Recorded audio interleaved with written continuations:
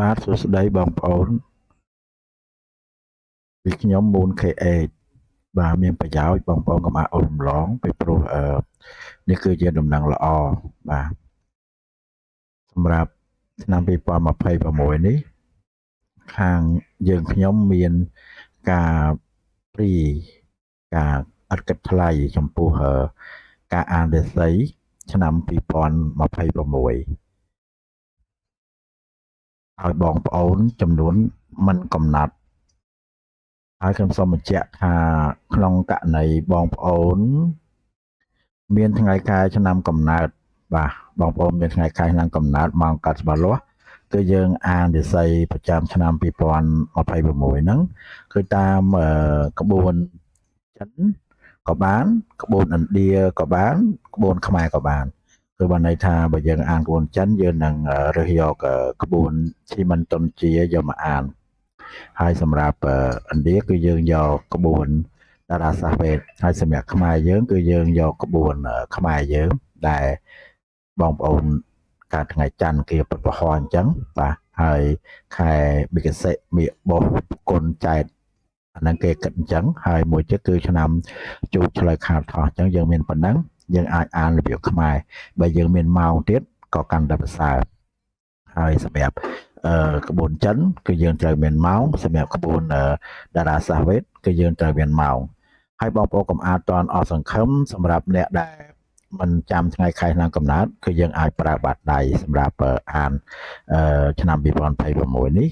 បានដែរអញ្ចឹងគឺយើងអាចប្រើបាតដៃបាទគ្រាន់តែបងប្អូន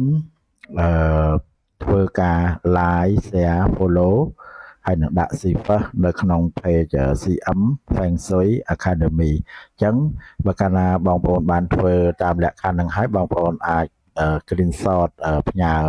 ចូល Telegram ខ្ញុំគឺ Telegram នេះគឺសញ្ញា add Feng Shui 578តែប៉ុណ្ណឹងគឺរួចស្រេចហើយគឺបងប្អូនអាចទទួលបាននៅការអានរិស័យឆ្នាំ2026មិនថានៅក្នុងជីវភាពបែបណាឬក៏ក្នុងប្រភេទមនុស្សបែបណាគឺយើងជូនស្មើគ្នាគឺរយៈពេលចន្លោះក្នុងម្នាក់ប្រហែលជា30នាទីទៅ1ម៉ោងបាទអញ្ចឹងជាចុងក្រោយខ្ញុំសូមអរគុណហើយសង្ឃឹមថាបងប្អូននឹងចូលរួមបាទឲ្យបានច្រើនបាទសូមអរគុណផ្លេចមួយទៀតគឺយើងចាប់ផ្ដើមការអានហ្នឹងគឺនៅក្នុងចាប់ដើមពីថ្ងៃទី1ខែ12បាទអញ្ចឹងគឺអ្វីដែលបងប្អូនឃើញនេះបងប្អូនអាចធ្វើការ share ធ្វើការ like page ហ្នឹងសិនហើយចាំដល់ថ្ងៃ1ខែ12គឺយើងចាប់ដើមអានគឺពេលនេះខ្ញុំទាញបងប្អូនចូលក្នុងក្រុមមួយដើម្បីឲ្យដឹងមាន list មួយច្បាស់លាស់ថាអ្នកណាខ្លះប្រហែល100នាក់ឬក៏ប្រហែល1000នាក់ដែលត្រូវអានអញ្ចឹងគឺយើងចាប់ដើមអនុវត្តចាប់ពីថ្ងៃទី1ខែ12ឆ្នាំ2025នេះហើយចំណុចសំខាន់ហ្នឹងគឺខ្ញុំនឹងមានចែករំលែកនៅវិធីដោះស្រាយបញ្ហានៅក្នុងក្បួនខ្នាតបែបចិនហុងស៊ុយឬក៏បាជឺឬក៏ឈីមិនហ្នឹងហើយជាមួយនឹងវិជាតារាសាស្ត្រឥណ្ឌាជាមួយនឹងវិជាខ្មែរក៏ដូចជាវិជាបាតដៃផងដែរបាទអញ្ចឹងសូមអរគុណម្ដងទៀតសូមជម្រាបលា